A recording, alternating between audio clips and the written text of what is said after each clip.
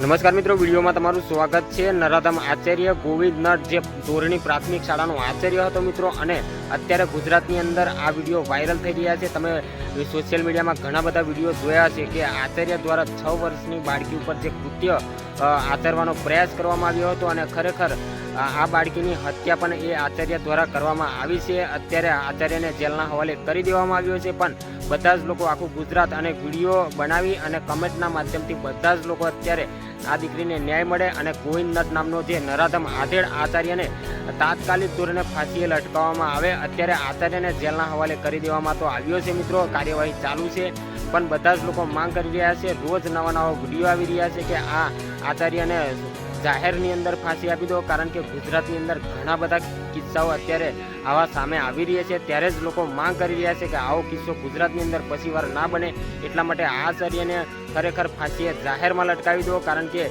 અત્યારે બધું જ આ વિડીયો આવા સોશિયલ મીડિયામાં વાયરલ થઈ રહ્યા છે અને આવા કિસ્સાઓ વધી રહ્યા છે। ત્યારે જ અત્યારે બધા જ લોકો, આખું ગુજરાત આ દીકરીના ન્યાય માટે, આ દીકરીના પરિવારના ન્યાય માટે બધા જ લોકો વિડીયો બનાવી, કમેન્ટના માધ્યમથી રીલ્સ બનાવી બધા જ લોકો ફાંસીની માંગ કરી રહ્યા છે કે આ આચાર્યને ફાંસીએ લટકાવી દો, જાહેરમાં લટકાવી દો। તો મિત્રો, આવનાર વિડીયોની અંદર તમામ માહિતી તમને મળતી રહેશે। ગુજરાતની અંદર જે ઘટના બનશે એનો વિડીયો અને તમને લાઈવ પ્રૂફ સાથે જણાવીશું। તો બીજું કંઈ કહેવા નથી માગતો, પણ આચાર્યને 100% ફાંસીએ લટકાવી દેવું જોઈએ, બસ આટલું જ કહેવા માગું છું।